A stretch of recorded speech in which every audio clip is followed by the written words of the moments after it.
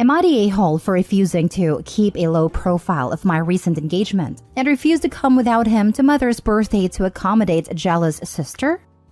My sister, 28 female, who has always been spoiled and cuddled by my parents, was dumped by her long-term boyfriend for another woman after he graduated from medical school this past summer, when she was looking forward to being a doctor's wife, thinking she'd be bathing in rubies and pearls, and then proposed to that woman after only a few months. I, 36 female, just got engaged to my better half, 43 male, 2 weeks ago. My sister is insanely jealous and competitive. She always has to be first and always has to win. I expected she'd be jealous but grossly underestimated it. She was apparently so overcome with grief she had a nervous breakdown and had to be hospitalized and then move back home with my parents. My parents have asked me to keep a low profile, have canceled my engagement party that was their idea until further notice, probably forever, and to come alone to my mother's birthday in a few weeks and leave my ring at home. They love fiancé, so it's not that they don't approve of the relationship. This was just to accommodate my sister. I said we are now a package deal, and if he is not welcome, I'm not coming, and I absolutely will not take off and hide my ring like some dirty little secret. And I told them they are uninvited from my wedding, and we are going no contact until they tender a sincere apology and revoke this ridiculous rule of keeping a low profile. I also said if this standoff goes through the wedding, we are going no contact for good. I've never missed a parent's birthday, so my dad is angry with me, and I called him a hypocrite because he wants no contact with his parents for excluding my mother over religious differences. He insists this is different, and I said no it's not, because he's expecting me to do something to my fiancé that he'd never do to his wife. Am I the a-hole? Now for the top comments. Info: are your parents also getting divorced to make things easier for your sister? Must be hard for her to be confronted with people who have been together for so many more years than her own relationship lasted. Of course not. Well, you should ask them too, since the sister can't be around people in loving relationships. Not the a-hole. If happy moments in your life trigger severe mental health issues for your sister, that is absolutely a problem that needs to be examined. Harsh though it may sound, on some level her struggles are her own, and it's not really reasonable to expect you to prioritize avoiding inadvertently triggering her in every situation. When my husband and I got engaged, we had lunch with his sister and a few friends the next day. At some point, his sister said unprompted that we would have to stop mentioning our engagement now because it would make other people unhappy. It's been nearly 8 years, and I'm still mad I didn't have the wherewithal to say something to her about it then. Yes, it absolutely was indicative of larger problems in the horizon. I suspect this will go against the grain, but no a-holes here. Your sister has had a nervous breakdown that required her to be hospitalized. She's not being dramatic or dying in a hill for the sake of it. She was almost institutionalized. I don't have the expertise to judge her for that. Your parents are focusing their resources and effort with their child who was hospitalized. It's desperately unfortunate for you, and you have every right to feel hard done by when this is your time, and every right to take a stand for your fiancé, but your parents are not a-holes for this. They have a deeply unwell child. That has to be their focus. They are being unfair for trying to enforce a stricture on how you must behave, and you are in the right to defend your fiancé. But I can't in all honesty label them a-holes for trying to avoid triggering their daughter who's just had a nervous breakdown. It sounds like you all need some cool-off time. I'm specifically putting aside the obvious competition issues between you and your sister. You make it out like it all stems from her, but you appear to be minimizing her nervous breakdown, again, for which she was hospitalized. They don't do that for no reason. I think there's some mutual toxicity between you and your sister, and that's causing you to center yourself and your engagement in this dispute. It's not about you. Your sister is mentally unwell. You're allowed to be upset that you can't have the focus when you just got engaged, and to defend your fiancé. Your parents are allowed to think that protecting the daughter who's had to move home with them is the priority. Edit. The way you're talking about your sister's mental health issues in the comments is pushing you closer into a-hole territory, to be honest, OP. Your obvious relationship issues with your sister doesn't invalidate her nervous breakdown. You tell OP that her sister's mental breakdown is not about her, but you should really be telling this to the sister. Sister's relationship troubles have nothing to do with OP's engagement. And it wasn't OP who tangled the two issues. It was the sister and her parents. The parents don't just focus their energy on their sick kid, as you say. They expect their other kid to not live her own life in a very normal way to appease her sister's mental illness. I highly doubt that this will support the sister's recovery. Not the a-hole. Next story. Am I the a-hole for publicly sharing my pregnancy and saying I don't care about my sister's miscarriage? I, 27 female, am pregnant with my first child. As expected, I am very happy, and I'm sharing news of my pregnancy on Facebook as I have several family members who live overseas. And also, I want to. This is my first child and I'm beyond happy. The issue is my older sister, 29 female, who is infertile and has given up on children after 9 miscarriages. I and my sister have never had a good relationship. She was sick as a baby and nearly died. The trauma of it caused my parents to favor her and place her above me, and I was always expected to make myself as small as possible to accommodate her.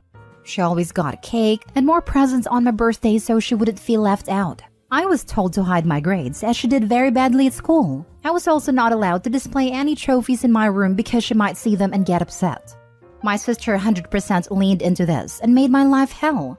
She would make stuff up so my parents would take stuff from me and give it to her. I was even told to not go to my prestigious university, think Ivy League in my country, because it would upset her. When I chose to go, my parents cut me off, which was fine as my paternal grandparents who pretty much raised me took care of everything. Since then, I have been low contact with my family and only see them around a holiday at my grandparents' place. They weren't even invited to my wedding.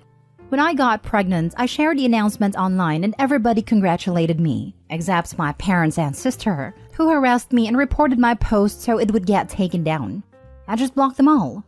I saw them again on New Year's at the grandparents' place, and when they saw me, my sister started screaming at my grandparents, saying how could they invite me after what I did to her.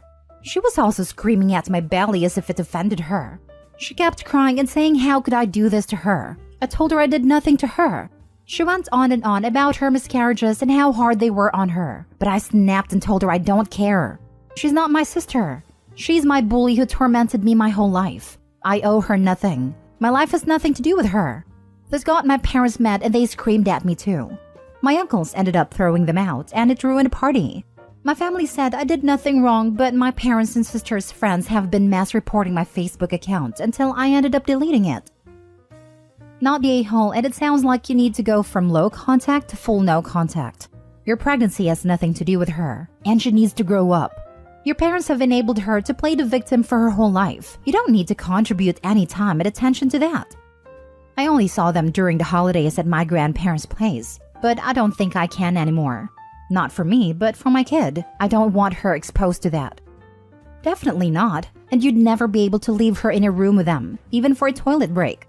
They'd find ways to weasel in and manipulate her. Nothing sucks more than having to go no contact, but it sounds like this option causes less pain and stress for everyone. Best of luck with the rest of your pregnancy. I hope you celebrate and enjoy it well. And enjoy being a mother. Surprisingly, not the a-hole. Your parents sound like they groomed your sister to act like that. So ultimately, they are the ones you should direct your anger towards. However, your sister being offended at you getting pregnant is completely childish and rude. I'm sure she had a really hard time emotionally with those 9 miscarriages, and my heart definitely breaks for her.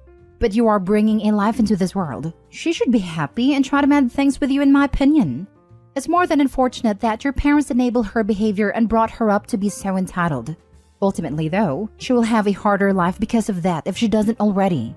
I think you should take solace in that and potentially forgive her for what she has done to you in the past. If not for her, but for you. Your parents are complete a-holes, and they should 100% be to blame for this all, I think. Cutting you off because you went to college? It seems like they set you up for failure and you ended up thriving, so you should be very proud of yourself. They also pit you both against each other from the moment you were born, so it would be great if you and your sister could reconnect and not give them the satisfaction of that working. I have many sisters myself, and my dad definitely played favorites on my younger sister, but ultimately, we were able to bond through negative experiences facilitated by both my parents. I'm wishing that for you, or at least peace. Last story. Am I the a-hole for skipping my stepdaughter's wedding? I, 50 female, have 2 stepchildren, Sarah, 23 female, and Mike, 28 male. I have been in their lives since Sarah was 2. Sarah's mom, Kate, was a drug addict, and when Sarah was 3, she lost all her parental rights because of her addiction. Kate left after that, and didn't have any contact until Sarah was 17.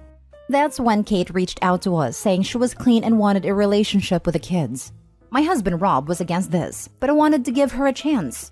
We met with her and it turns out she had been clean for a while, going to therapy and had a decent job. Mike was against meeting her, and to this day insists I'm his only mom and Kate is dead to him. Sarah was more open to Kate though, and resented Mike for rejecting her. I explained that Mike was older and witnessed Kate at her worst, so he has a different relationship with her, while Sarah only remembers her after getting clean. This issue still caused a lot of resentment between them and me. Kate blamed me for Mike being hostile and resented me. It didn't help that Sarah started rejecting me for Kate. She stopped spending time with me no matter what I did and stopped calling me mom. I told her how hurt I was, how she didn't have to choose. She could have us both. I never had an issue with Sarah and Kate. I only had an issue with being rejected. Sarah told me that while she appreciated me, at the end of the day, Kate was her and Mike's real mom. This crushed me. The final straw was when she didn't invite me to her high school graduation. I told her if she didn't want to be my daughter, then fine. From then on, she would be my husband's kid. Mike went no contact with her as well. 3 months ago, she came over with her fiancé, who we didn't even know existed, to invite us to their wedding. She said she wanted me at the bridal party, but I refused. I told her we hadn't had a relationship in years because of her wishes, and it felt uncomfortable for me to take on that role when I barely knew her now. She said she was sorry. I told her I wasn't interested. She got angry and said I had to be there because, and I quote, "What are people gonna think when both my brother and my dad's wife aren't there?" Gramps, her paternal grandfather, is gonna get angry too. I told her she clearly didn't want me there and only cared about appearances and being on her Gramps' good side because he's rich. I am not coming, nor am I having a relationship with her. She started crying and begging for forgiveness, but it felt like crocodile tears to me. After she left, she kept texting me trying to get me to change my mind. Then on the day of the wedding, she texted that she was gonna leave an empty seat for me and that I was welcome anytime if I changed my mind. I still didn't go. Rob is mad at me saying I ruined his daughter's wedding and made her cry, that all she wanted was me there, and this was a chance to fix our family. Mike, who is also no contact with her, is on my side. Edit. So I would like to clarify a few things. Sarah's relationship with Mike is no contact because she couldn't accept his decision to cut Kate off. At first, Mike didn't support Sarah and Kate, but I sat them both down. I told them they both have very different relationships with Kate.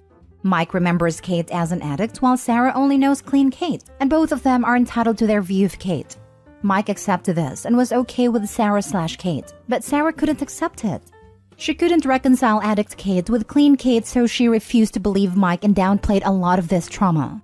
Sarah said things like it wasn't that bad, it was not her fault, she was sick, she gave you life, you owe her, etc.